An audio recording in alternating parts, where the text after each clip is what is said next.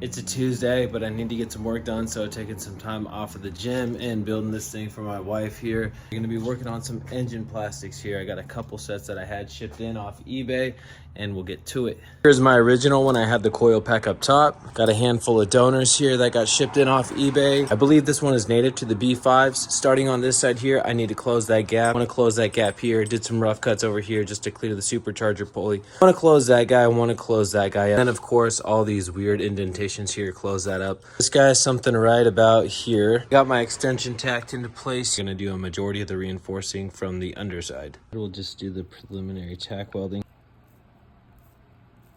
The passenger side is done.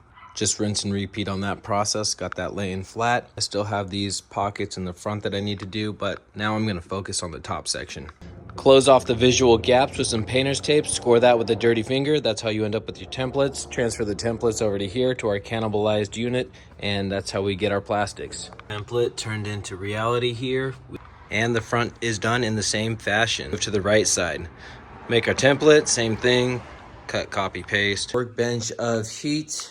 This guy with the heat gun so we could kind of relax it into position. Now that I have that done, just tack her in.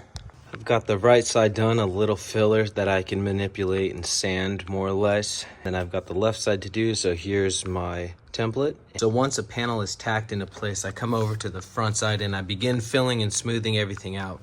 Not worried about this being so rough. I've got a few lapping wheels that are gonna take care of that, I think. So here I've got like a raised edge. I'm gonna fill that in, and then I'm gonna come over on my second round and add more plastic, just basically melting from the top and sweeping in. You can see all my passes.